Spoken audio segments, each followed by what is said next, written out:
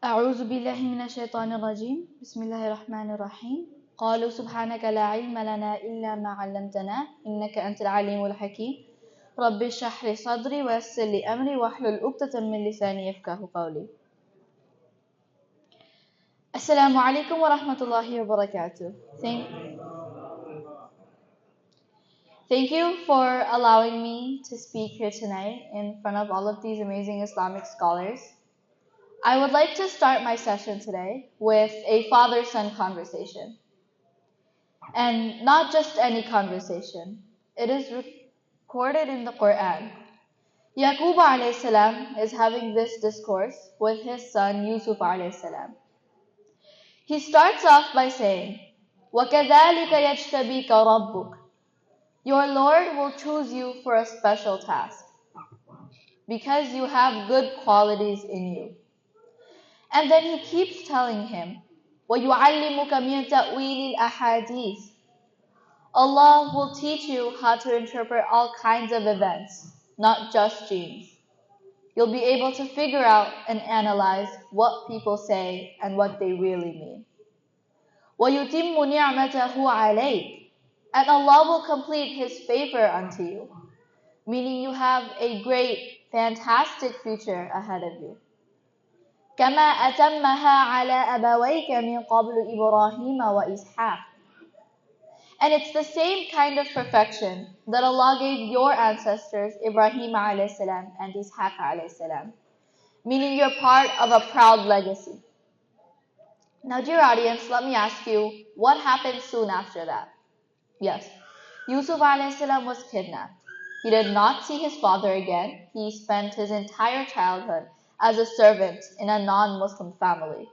There was no Islamic influence, no moral supervision. Unlike many of the children of the parents here today, he did not go to any Islamic school. He had no access to masjid.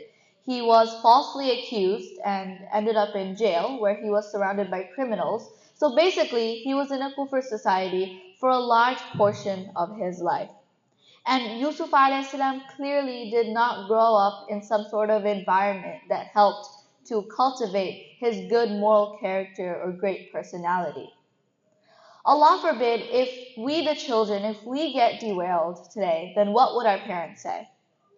A lot of our parents would blame our culture. They'd denounce our environment. They'd blame society. They say, oh, this is the curse of raising children in a non-Muslim country. However, no matter what type of negative environment Yusuf alayhi salam found himself in, he was able to strongly hold on to his religion, dignity, and virtue. So how could he do that? Yes, it was all because of those substantive and corroborative words of his father during his early age. You have a great future. You have many opportunities awaiting you. Allah will give you a special status. The injection of all of these inspirational and provocational words remained with him throughout his life, and the light of these words removed all the darkness around him. And this is exactly why the conversation between a parent and a child is so important. These conversations are the most important tool of positive parenting. A lot of our parents don't really talk to us a lot, right? And I'm not talking about everyone with respect to all of our parents here, but some parents don't really admire their children a lot. And even if they do talk to them, they don't admire them or praise them to a great extent. Maybe some parents think that if they admire their children, they'll become full of pride and arrogance, right? But our parents hardly have any discussion or dialogue with us like that of Yaqub alayhi salam and Yusuf alayhi salam had.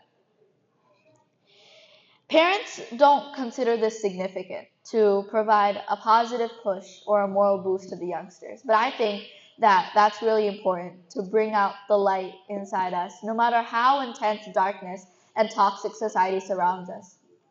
Parents should continuously acknowledge us by saying, how great the future is and what opportunities are awaiting us and what great potentials that we have. Instead, what kind of conversations do our parents really have with us, right? I'm not talking about everyone, but a lot of the parents just keep asking their children, like, did you finish your food at lunch? Did you do your homework? Did you pray salah?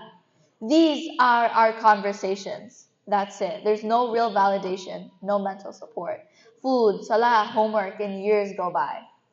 With the children, parents won't be able to grow a sense of connection if they have artificial and fragile conversations like these.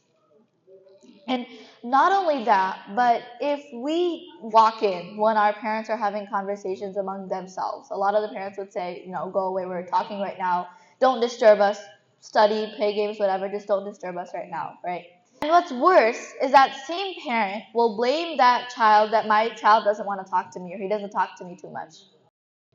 And when that child goes on social media and he or she posts a video or a photo and he gets these likes and comments and shares, he feels like he's being noticed. Someone's there to listen to him. He feels endorsed, right? And he was supposed to be getting that feeling from home, from his parents. So we are growing up, we the children, we're growing up learning that our parents are not the people we should talk to. We feel like outsiders, and we realize that the only time we have to talk to our parents, like we absolutely need to talk to our parents, is when we're hungry or we need something. And otherwise, we just talk to our friends. And this is how we start developing emotion that we don't express to our parents. We don't let our parents know that we feel lonely all the time. We don't let our parents know that, I think you care only about more money, another house, social ambition, political ambition, social status, and you care about everything that directly impacts you. You don't really care about me or my future. And listening to this, I know a lot of the parents are thinking, like, what do you mean I don't care about my child? I work hard, I earn money, I bring food, I buy them whatever they want, right? Phones, laptops, TV. So what do you mean I don't care about my child? Well, if you ask yourself a couple of questions, the answer will speak for itself. Like, have you read your child's favorite book? Have you watched your child's favorite movie? Or do you just watch your political talk shows? Can you name more than 5 classmates of your child, right? The answers to these questions will speak for themselves.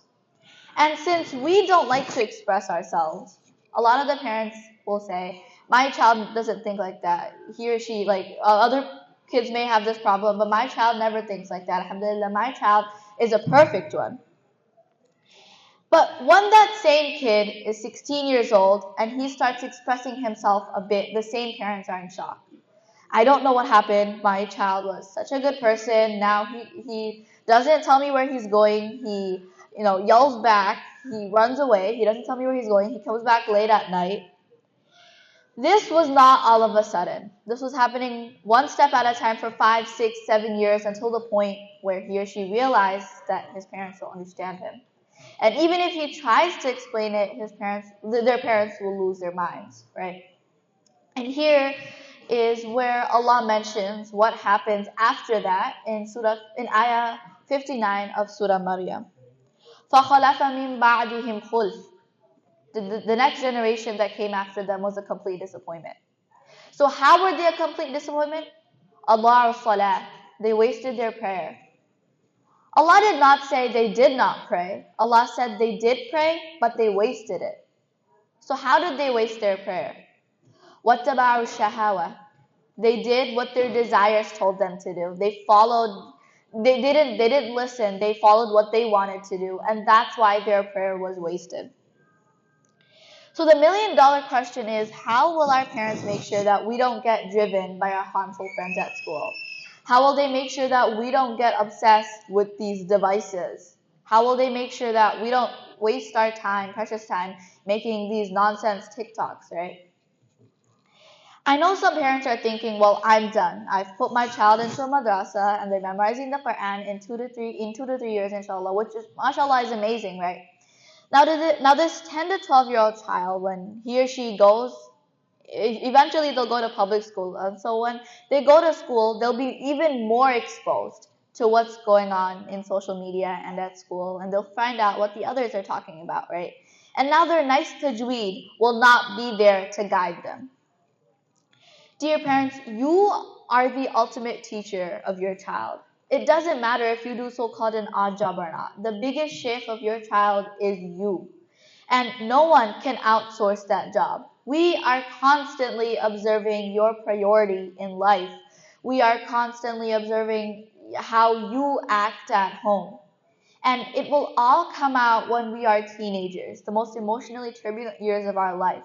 Then we won't listen to what our parents say. Instead, we'll reflect on how we think our parents are. So you have to understand what's going on in our mind in silence. You have to understand what it is that we are really scared to tell you. And then you have to implant or plant something in us that acts as an antivirus and helps us deal with what we have to face at school and in social media. Yelling at us doesn't really help. Trust me. If you constantly yell at us and say, pray, pray, pray, yes, we will pray. But our intention, our niyyah, will be that my parents are telling me to pray, so I have to pray. When we are with our friends, there is no parents, and so that's why there is no salah. I'll give you an example. One parent is yelling, don't talk to your friends for that long. Come back and do your homework, come and study. Don't, spend all your time chatting with your friends, and don't be like your terrible friends who are doing it as well. And then there's this other parent that says, I love you for all the things you do, and I love you more when I see that you shorten your time talking to your friends and you come and you do your homework and you study. So what do you think? Which parent will have a stronger relationship with the child? And if your relationship with your child is destroyed, then trust me, shaitan's job is done. And this is exactly what Allah mentions in the immediate prior ayah of the discussion between Yaqub a.s. and Yusuf a.s., where he describes what happened, where Allah describes what happens after that. Inna shaytana lil insani aduwwun mubin, which means that shaitan is an open enemy to mankind. And what is the most powerful way for shaitan to destroy mankind? Well, it's definitely to destroy the unit that holds all of mankind together, which is nothing but the family, which means that shaitan is most active inside the family. And if these blood ties can be destroyed, then what is left to humanity? It's all destroyed, right? Not only is your relationship between you and your child broken, but the relationship between your child and Allah will also weaken. And if you parents are not having a conversation with us to diagnose what it is that we need to hear from you, what it is that we are really scared to tell you, then we will have this conversation with someone else. And so what happens after that? At our early age, when we used to draw something or make something, we would always run to you parents and like, look Ma, look what I made, look Baba, look what I drew, right? And we constantly try to impress you, but some parents would just ignore.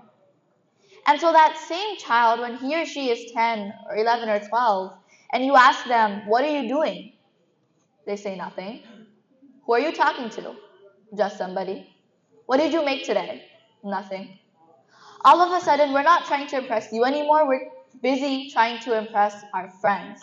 So that's why if you pay attention to when we try to impress you in our early age, trust me, we will impress you later on. Right? And your continuous guidance and supervision in the form of positive conversations will help us to choose the right friends. Otherwise, we'll choose the wrong friends and do bad things to impress those wrong friends. And the last thing I want to talk about is comparison. A lot of the parents keep comparing their children to others, right? And some of us will get will get accepted into the best universities, and some will go to community college. So what should our parents say? Why can't you be like her? Why can't you, get results like him? Not at all. This why can't you language has to go away, because we are who we are and we don't have to be like others. And Allah also says this in the Quran. In ayah 32 of Surah Nisa, Allah says, وَلَا تَتَمَنَّى مَا فَضَلَ اللَّهُ بِهِ بَعْضُكُمْ عَلَى بَعْضٍ, which means do not wish for in what Allah has made you to excel than others. I'll give you an example. If one of us becomes a doctor and the other becomes a car mechanic. There's nothing wrong in that. This is not a catastrophic failure. Maybe in 5 years or 6 years, the car mechanic will have more workshops and he'll be more successful than that doctor. We never know, right? So parents should not want something from children only because some other kids have that. May Allah allow all of us to become the kind of children that we're supposed to be. And may Allah allow all of us to become the kind of parents we're supposed to be. To nurture the children in a way that pleases Allah. Jazakumullahu khairan. Assalamu alaikum.